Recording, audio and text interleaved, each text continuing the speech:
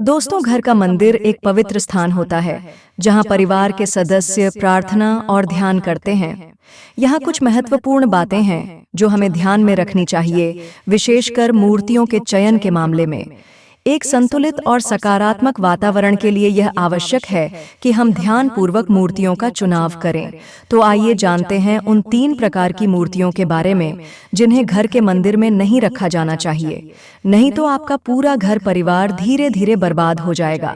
इसलिए इस वीडियो को ध्यानपूर्वक सुने। तो सबसे पहला है मृत्यु के प्रतीक वाली मूर्ति, जैसे भगवान शिव की बर्फानी मूर्ति या अन्य किसी ऐसी मूर्तियां जो सीधे तौर पर मृत्यु, विनाश और हानि को दर्शाती हैं। ऐसी मूर्तियां आपके घर में विनाश का कारण बनती है, क्योंकि मृत्यु के प्रतीकों वाली मूर्तियां घर के मंदिर में रखना परिवार के लिए शुभ नहीं माना जाता।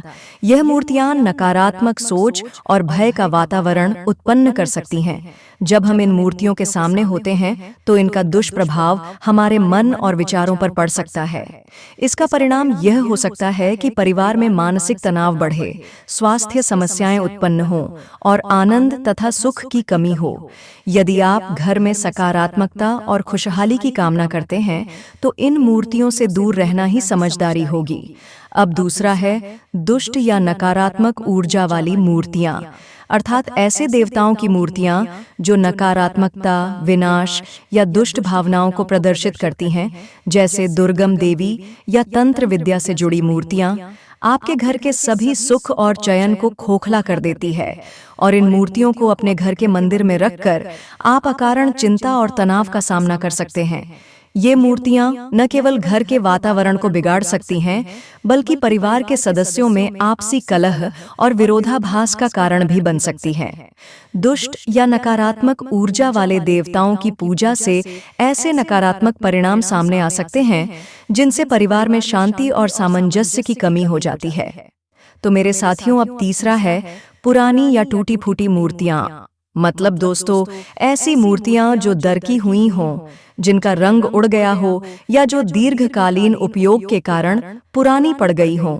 ऐसी मूर्तियां आपके और आपके पूरे परिवार को तबाह और बर्बाद कर सकती हैं। ये मूर्तियां न केवल सौंदर्य की दृष्टि से अनुपयुक्त होती हैं, बल्कि उनका धार्मिक और प्रतिष्ठात्मक मूल्य भी खत्म हो जाता है।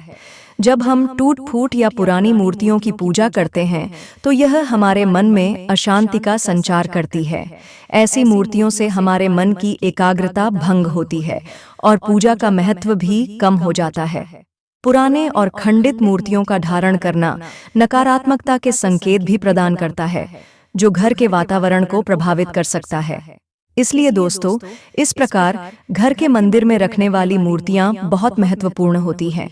लेकिन सही और सकारात्मक मूर्तियों का चुनाव करके हम अपने घर में प्रेम, शांति और समृद्धि का माहौल बना सकते हैं। इसलिए ध्यान रखें कि किसी भी मूर्ति को अपने घर के मंदिर में स्थापित करते समय उसके प्रतीकात्मक अर्थ और प्रभाव का ध्यान रखें। मूर्तियां स्थापित करते समय अपने परिवार के धार्मिक विश्वासों, परंपराओं और व्यक्तिगत उचितता का भी ध्यान रखें। एक संतुलित और सुंदर मंदिर न केवल भक्ति का स्थान होगा, बल्कि यह सुख और समृद्धि का पर्याय भी बनेगा। यह सुनिश्चित करना आवश्यक है कि आपके घर का मंदिर सकारात्मकता और आंतरिक शांति से भरा हो, ताकि आप और आपके परिवार के सदस्य इस पवित्र स्थान का भरपूर आनंद उठा सकें।